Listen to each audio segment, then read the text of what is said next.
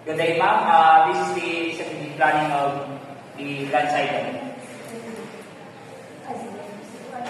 Introduction. TransCycle is a profit-driven innovative firm that has made a name for itself as a reliable leader in motorbike sales and maintaining throughout the Philippines.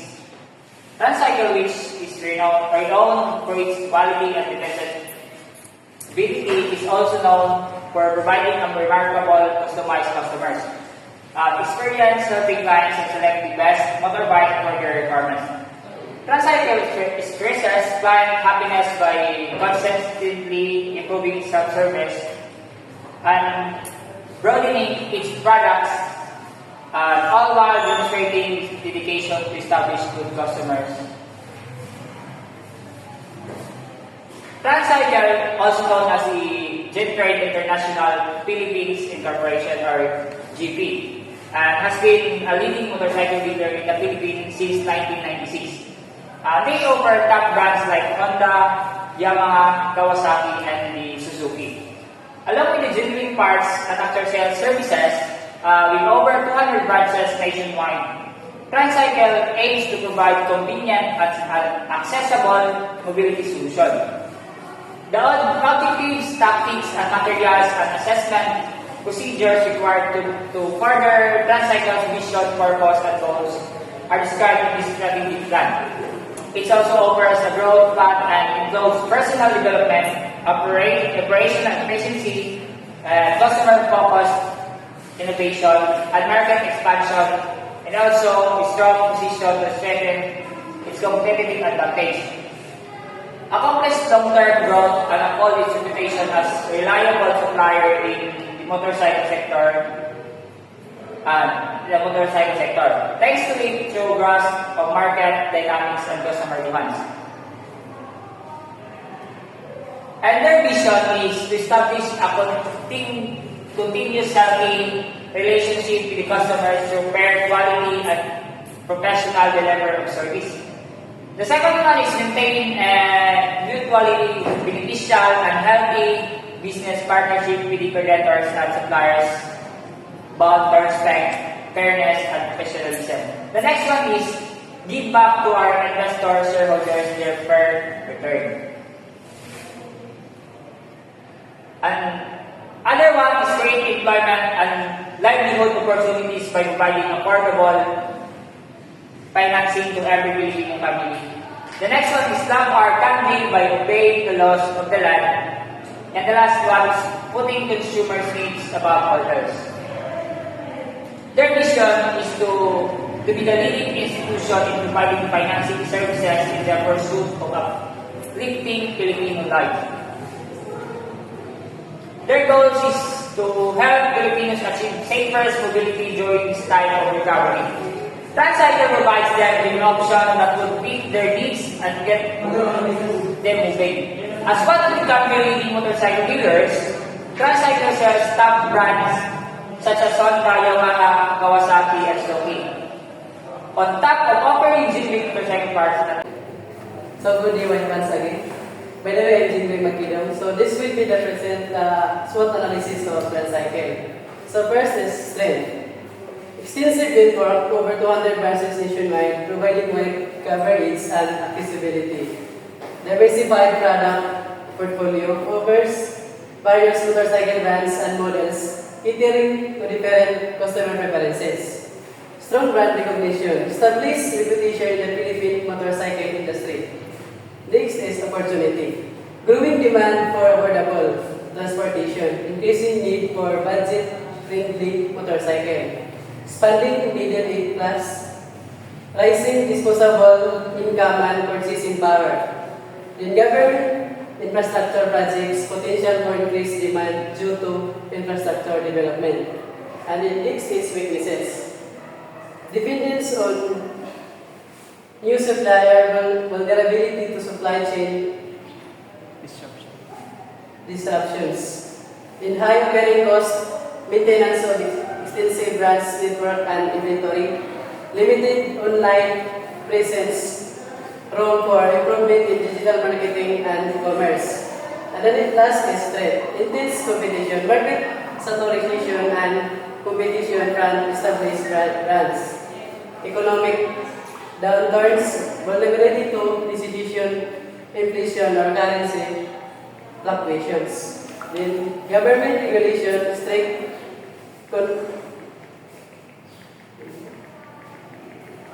emissions, standard safety, regulation or trade ops. The next is strategic initiative. This will be the strategic initiatives of TransCycle. This strategic initiative aims to drive TransCycle growth, competitiveness, and sustainability, ultimately enhancing its position in the Philippine motorcycle market. So inventory management implement just-in-time inventory system, then supply chain optimization, streamline logistic, reduce delivery times, and quality control, enhance quality inspection processes. After sales service, expand service center network, improve customer satisfaction.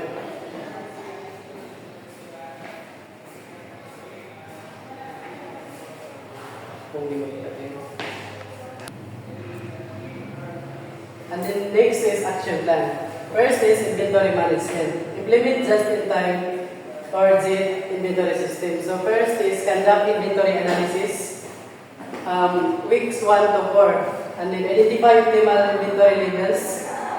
There will be the assuming of weeks 5 to 8, and then implement GIT system, weeks 9 to 12, and then monitor and adjust. We have week of 12 week. And the next is optimize inventory turnover. So first, analyze slow-moving inventory, and then develop clearance sales strategy, execute clearance, review resolve, and adjust. And streamline inventory reporting. So first is develop automotive reporting system, weeks 1 to 8, and then implement daily inventory reporting. We have 9 to 12 weeks, and review and refine reporting processes after 12 weeks or 1 month. In supply chain optimization, analyze and streamline logistics. So we have map current logistic processes, then identify inefficiencies and areas for improvement, implement process improvements, monitor and adjust, then reduce delivery times, negotiate with supplier for faster delivery, implement expedited shipper options, then monitor delivery times and adjust. Then we have implement vendor managed inventory or BMI. Identify suitable suppliers, then negotiate BMI agreements and implement BMI systems.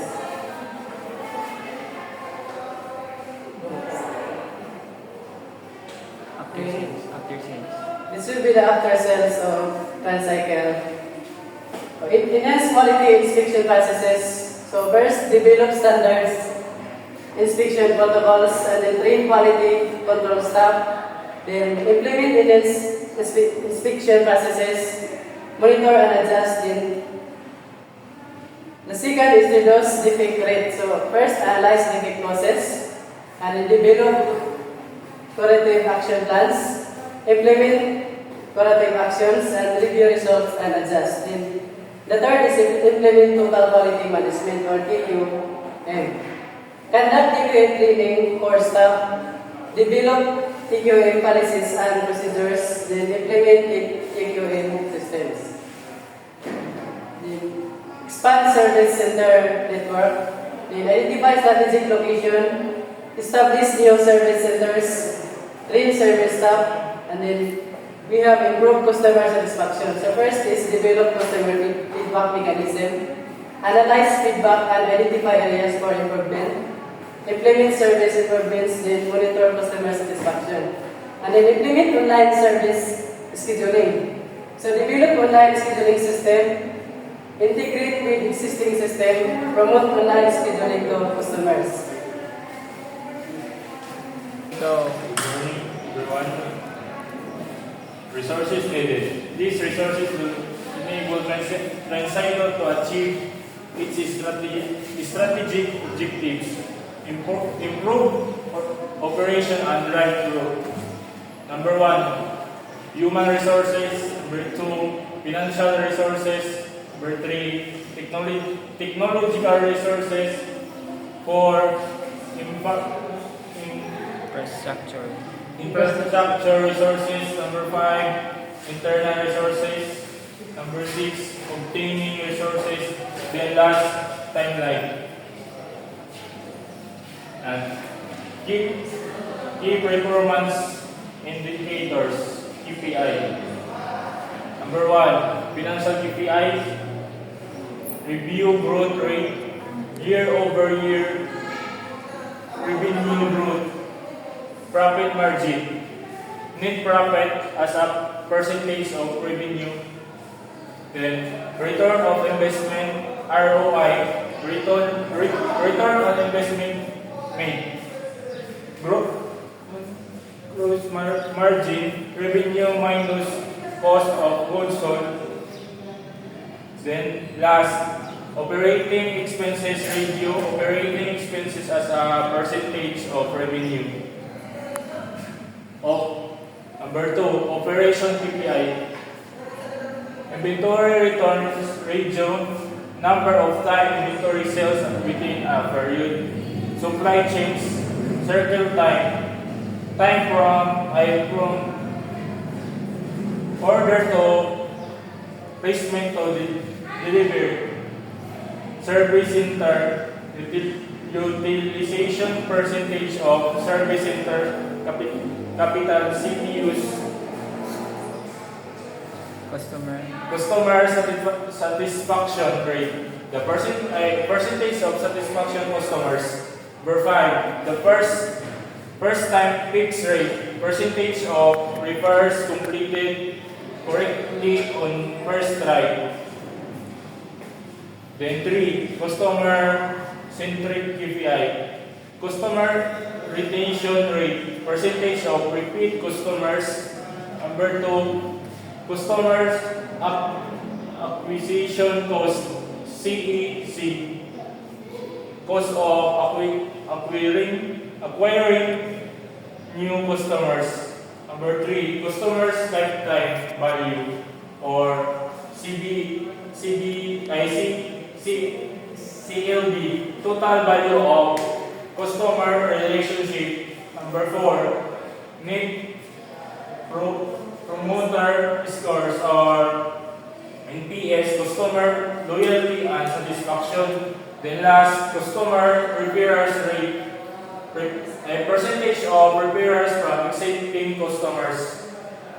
Number 4, digital KPI, website traffic numbers of website visitors. Number 2, social media engagement, like shares, comments, and followers. Then number 3,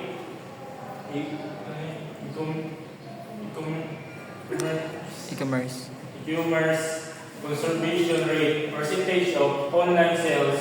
Number 4, digital market, ROI, return on mobile app downloads, number of apps downloads. Then the last is employee-centric KPI. Number 1, employee satisfaction rate, percentage of satisfaction employees. Then 2, employees turnover rate, or percentage of employee leaving. Then 3, training and development hours spent of employee training. Then 4, employees engagement, participation of company initiative. Then last, diversity and inclusion metrics, representation of diverse groups. Good day. Proceed to quality and safety purpose. So first is defect percentage of defective products. Second is warranty claims, number of warranty claims. And third, safety incident rate, number of workplace incidents. And fourth is quality certification, compliance with industry standards. And last is audit results of internal and external audits. strategic areas is first is market share, vertical market share, and second is competitive ranking position among competitors, and third is innovation pipeline number of new products and services, and third is strategic partnership ROI return on strategic partnerships, and fourth is sustainability measures and environmental and social impact. And it is frequency of measurement. First is monthly sales, customer satisfaction, website traffic, and second is quarterly financial performance, employee satisfaction, and third is annually strategic objectives, market share. Next is target setting. So first, the target setting is establish baseline targets, and second is realistic and achievable targets, and third is review and adjust targets regularly, and then is responsibility. So first is the responsibility is assign EPI ownership to department head. Second is establish cross-functional teams for shared KPIs, and third is regularly review and discuss KPI performance. Once again, good morning everyone. This is the last reporter, and my name is Leonel Rego. First is risk management, operational risk, supply chain disruptions, inventory management, logistics. Next is diversity suppliers, and next is implement inventory management system, and next is development contingency plans, next financial risk, market fluctuations, currency exchange, credit risk, and next is hedge currency exchange, and next is diversity investment portfolios, and the last is implement credit risk management. And the next is strategic risk, competition, market trends, regulatory change. And first is monitor market trends. Second is develop competitive strategies. And the third is establish partnership. And the fourth, compliance risk, regulatory non-compliance legal issues. And the fifth is regular audits. The sixth is compliance training. And the last is regulatory monitoring. And cybersecurity risk, data breaches, system vulnerabilities, implement firewalls and encryption, conduct regulatory security audits, employee training, environmental risk, sustainability waste management, and the fifth is environmental risk, implement sustainable practices, waste reduction initiatives, and the last is environmental impact assessments.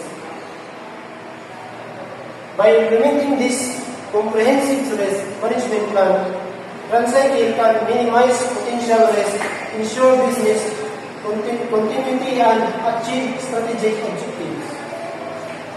Review and evaluation. Quarterly performance reviews are crucial for business to assess KPI progress, identify areas of success, manage resources, and align with corporate objectives. They promote a proactive problem solving, cross-functional alignment, and keep momentum moving towards achieving immediate and long-term goals. Conclusion. TransCycle's strategy aims to maintain its position as a leading automobile company by boosting profitability, focusing on customer-centric initiatives, operational efficiency, and market development. It seeks long-term growth and customer satisfaction through innovation, market response, sustainability, and strong manufacturer relationship while continuously improving HR or procedures. That's all.